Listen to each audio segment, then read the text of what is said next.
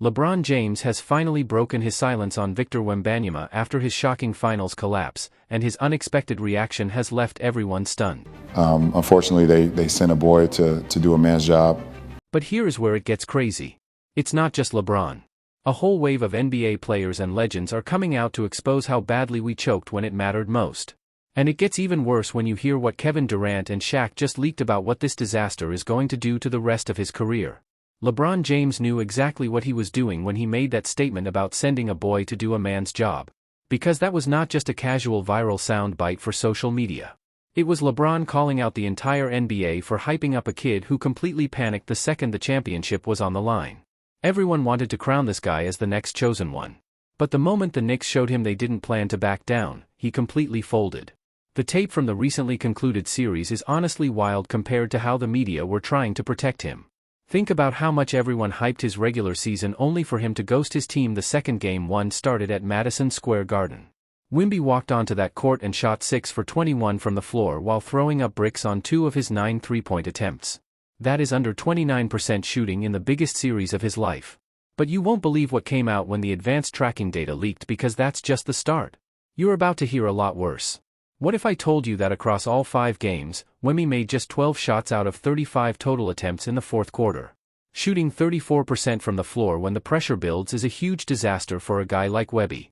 And it gets so much worse when you see the individual games that the Spurs absolutely threw away because their superstar forgot how to play basketball. In the final 60 seconds of Game 2, when the Spurs were only down by 2, Wemby fumbled a basic handoff like a confused rookie, gave the ball away and then committed a lazy transition foul on Jalen Brunson that basically ended the game right there. Then we have Game 4, which is easily the most embarrassing choke job we have ever seen in modern sports. The Spurs were leading by 29 points on the road and had the entire New York crowd completely silent. But Wemby completely lost his mind down the stretch, bricked 2 massive free throws when the team needed the most, and allowed the Knicks to pull off an impossible comeback. That single game completely broke the spirit of the entire Spurs roster, leading straight to another execution failure in their season-ending 94-90 loss in Game 5. Every single game in this series was within 5 points in the final minute, meaning Wem's mental mistakes were a huge part of why they lost a ring. LeBron saw right through the internet hype. So when he said Wemby was a boy trying to do a man's job, he wasn't just talking. But you want to know what's crazy about this whole thing? He was not the only superstar that had something to say. Nobody, and I mean nobody, was prepared for Karl Anthony Towns to be the one who broke Wemby's soul in this series. The same Karl Anthony Towns that Charles Barkley has been dragging on national TV for 6 straight years, calling him soft, calling him a non-defender, saying he disappears when it matters. And then Game 1 of the NBA Finals comes and Towns holds the unanimous Defensive Player of the Year to 2 for 12 shooting from the floor in their direct matchups, which is like 16% shooting from WBY, who's supposed to be the most unguardable player on earth. And Chuck had absolutely nothing to say about it, because what are you even going to say at that point? But the thing that makes it so much worse for WBY is that the media completely tried to sweep Towns' performance under the rug, because the narrative they were selling all series was this lone alien genius being let down by his teammates and needing more help around him. But then Dylan Harper goes out in Game 5 as a 20-year-old rookie coming off the bench and drops a team-high 25 points on 10 of 19, shooting with 5 rebounds and 4 assists without a turnover in an elimination game on the road. While his franchise player was going 7 for 9 and bricking the free throws that could have changed the series, but nobody is talking about Harper at all. The post-game shows just cut straight to focusing on Wemby. And then you've got Stephon Castle, who spent the entire playoffs guarding the best guard on every single team. He locked down SGA in the conference finals and held Brunson to 27% shooting in their direct matchups throughout the series while doing the most thankless job on that roster every single night. And according to report from Knicks insiders and journalists, Karl Anthony Towns basically said what everyone was thinking. The media hyped him all series, but completely forgot to give props to his teammates that actually saved him from a historic sweep. Dylan Harper and Stephon Castle are teenagers out there fighting through screens, sacrificing their bodies, and putting up real numbers. But the TV segments tomorrow are still going to find a way to blame everyone else except the guy who shot 36% from the floor in an elimination game. While Towns was doing all that, Anthony Edwards was watching the same tape from his couch in Minnesota, and he noticed a huge flaw in Wemby's competitive drive that is about to completely change how you view the future face of the league. Anthony Edwards did not even wait for the final buzzer of Game 5 to start texting his friends about how the media-anointed savior of basketball got exposed. While everyone at ESPN was busy crying on live television about Wemby's tragic loss, and was reportedly laughing up a storm because he has been telling anyone who would listen that this whole unstoppable alien narrative is a total joke. Here's exactly how the reporters from Minnesota say he put it. "I don't care about no alien nicknames or whatever the networks are calling him on TV. If you're 7 feet 4 inches and you let 6 feet 7 inches dudes dictate where you go on the floor, you're soft.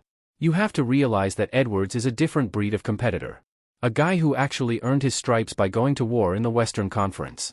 So, watching a 7'4" center get completely bullied by a bunch of 6 feet 7 inches wings was basically comedy to him." The entire blueprint for breaking Wemby was laid out in the first 5 minutes of Game 1 on June 4 at Madison Square Garden. Mike Brown had OG Anunoby and Josh Hart body Wemby the second he crossed half court, hitting him with aggressive defenses that completely changed his entire approach for the rest of the series.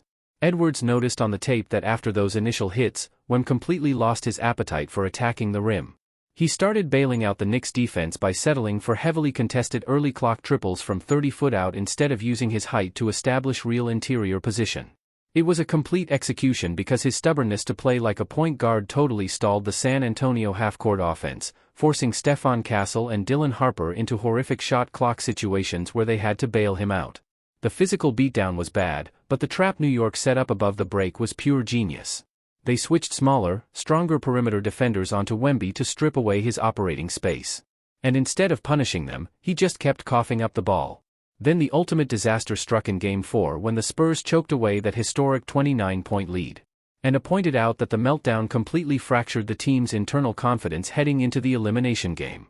WBY was rattled mentally and it showed in how he carried himself on the court. However, personally, I wonder if Ant is just speaking the unfiltered truth or if he is secretly terrified that Wemby is stealing all the marketability and attention that should belong to him. But while Ant was dropping these, Jalen Brunson was the one who actually had to stand on the floor and look Wemby right in the eye. And once you hear the exact statement he made, you realize that he wasn't even playing a physical game with Wemby all season. Jalen Brunson stood on a podium in front of the entire city of New York at the championship parade and said this. "There's a lot of people who have a lot of opinions, but when you prove them wrong, you really don't have to say shit to them." The crowd completely erupted, and the reason that moment became so unforgettable was because everyone inside that arena understood exactly who Brunson was talking about. Throughout the entire series, the narrative was built around the idea that Brunson was somehow surviving Wembanyama's incredible size and physical advantages. But when you actually look at what happened on the court, the reality tells a completely different story. And this is where things become really interesting for the people who were truly watching closely. Brunson entered this final series with plenty of doubters already surrounding him. Half of the NBA media had spent months claiming he wasn't a true number one option and that the Knicks didn't have a legitimate superstar leading their team. Becky Hammon even made those comments on live television, despite the fact that Brunson was averaging nearly 27 points per game throughout the playoffs and had just led New York past 2 conference opponents in dominant fashion. Then Game 3 arrived at Madison Square Garden, and that's when everything changed. During the game, Wembanyama shoved Brunson down by the head, received no whistle from the officials, and then turned around and smiled at him on camera. The entire basketball world saw the moment happen in real time. But Brunson's reaction showed exactly why he is considered a champion. He simply got back up, stayed quiet, didn't argue with Wemby, didn't complain to the referees, and didn't let the moment distract him. Instead, he went right back to work and helped his team win the game while Wembanyama celebrated as if he had already proven something. But the most important part came after the game when Brunson explained what that moment meant to him. He said that the instant Wemby pointed toward his head and smiled, he knew the Spurs had already made a mistake heading into Game 4. Because true champions don't celebrate early in a game they haven't finished winning. And Brunson's prediction ended up being exactly right. In Game 4, Wembanyama came out with confidence, smiling at Mitchell Robinson after drawing a flagrant foul in the opening quarter. Meanwhile, on the other side of the court, Brunson wasn't focused on celebrating moments, he was focused on executing the plays that would decide the game. By the fourth quarter, everything had completely flipped. The Spurs watched a massive 29-point lead disappear and turned a guaranteed victory into one of the most painful losses of the series. And while all of that was happening, Jalen Brunson finished the night with 36 points, once again proving why his mentality separates him from everyone else. Because this is exactly the difference between a player who understands winning and a player still learning what it takes. Brunson's mindset helped him reach the championship level, while Wembanyama was forced to experience the biggest lesson of his young career. Compared to anything before, this is the biggest lesson of my life, the biggest learning moment. And this is exactly why one of the most polarizing voices in the NBA right now felt the need to step in and speak. Draymond Green went on his podcast and basically gave the entire league the blueprint to attack Wembanyama moving forward. But if there's one thing everyone knows about Draymond, it's that he has never been the type to keep information hidden for long. And during that same conversation, he accidentally revealed that Kevin Durant was saying things behind the scenes that were far more brutal than anything LeBron James or Anthony Edwards had said publicly. Think about that for a second. Kevin Durant is one of the few players in the league who truly understands what it feels like to carry the expectations of an entire franchise on your shoulders. He knows what it's like to reach the finals, face massive pressure, and still have people questioning whether you are a real superstar or just someone benefiting from the situation around you. And after Game 5, KD reportedly had some serious thoughts about what he saw from Wembanyama. According to the conversations Draymond hinted at, Durant believed Wemby simply wasn't ready for the level of pressure that comes with being the face of a franchise. The message was simple: regular season numbers can look incredible, highlight plays can go viral, and the hype can become unstoppable, but the finals reveal who a player really is when the pressure becomes overwhelming. KD's point was that the biggest moments separate great players from potential stars. The championship stage exposes every weakness, and according to him, Wembanyama learned that lesson the hard way. Coming from a player like Durant, someone who has won multiple championships and earned back-to-back finals MVP awards, those words carry a completely different weight. This wasn't just criticism from the outside, it was coming from someone who has lived through the exact same pressure. But the part nobody is discussing enough is how this loss could create a massive ripple effect throughout the entire NBA.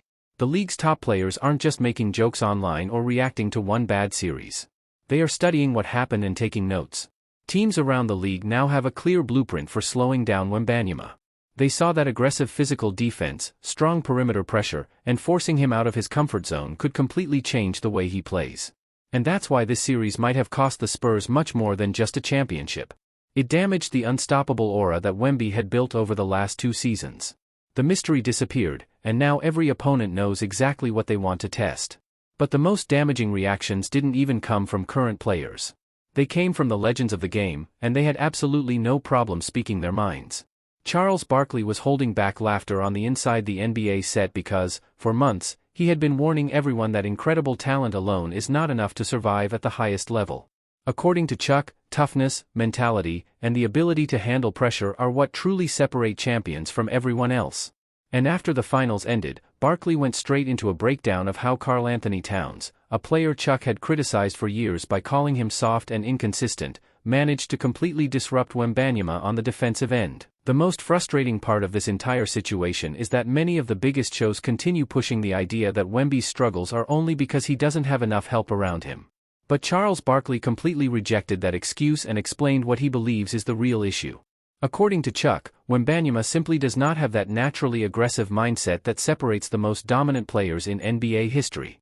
In Barkley's eyes, Wemby can still have incredible moments, show flashes of greatness, and make plays that nobody else in the league can make. But the question is whether he has that unstoppable mentality, the mindset of a player who wakes up every day determined to overpower everyone in front of him and completely take control of the game through force and dominance. And then the advanced numbers started revealing something that made the situation even more interesting. Analysts began breaking down Wembanyama's positioning throughout the finals, and the results supported many of the concerns Shaquille O'Neal had been discussing. Shaq was visibly frustrated during the conversation because he understands better than almost anyone what it feels like to have your confidence tested on the biggest stage. He experienced that pressure himself when he was swept in his first NBA Finals appearance in 1995 against Hakeem Olajuwon and the Houston Rockets. But what bothered Shaq the most was seeing the basketball world celebrate Wembanyama's guard-like skills while ignoring the biggest advantage he has. At 7'4", Wemby has a physical presence that most players could only dream of, and Shaq believes he should be using that size to completely control the paint and dominate the restricted area. The tracking data from the finals revealed a shocking statistic. Across the entire 5-game series, Wembanyama averaged fewer than 2 traditional low-post touches per game, showing just how often he was operating away from the basket instead of punishing defenders inside. Shaq's argument was simple: Wemby has unbelievable talent, but if he wants to become truly unstoppable, he has to become stronger, more physical, and more willing to embrace the role of a dominant big man. About Wemby, as good as he is, he's going to need to get stronger, because when you become a dominant big man, people go to force. Don't want you to be like me. I want you to have a certain mentality, the same mentality that I saw him have, the same mentality that I saw Patrick Ewing have, that Draymond has. He came out with a lot of energy and a lot of effort. According to Shaquille O'Neal during another episode of Inside the NBA, the biggest question surrounding Wembanyama now is not about his talent, it's whether this embarrassing finals defeat will hurt him enough to completely change the way he approaches the game. Shaq believes that moments like this can either break a young superstar or become the exact motivation that transforms him into something greater. His message was clear: I was 22 in my first finals. I got swept and I went home and I worked. Now the real question for Wemby is whether this loss will stay with him and push him to improve, or if he returns to France, continues his normal routine, and comes back as the same player. But while Shaq viewed this situation through the perspective of old-school big man mentality and toughness, Draymond Green delivered a warning that could make Wembanyama's next season even more difficult. Before getting into what Draymond said, there is an obvious irony that cannot be ignored. Because Draymond Green is one of the most controversial and emotional players of his generation. He has collected suspensions, technical fouls, and flagrant moments throughout his career, including the infamous suspension during Game 5 of the 2016 NBA Finals that helped shift momentum toward LeBron James and the Cleveland Cavaliers. So seeing Draymond lecture another player about staying composed and maintaining mental strength is undeniably ironic.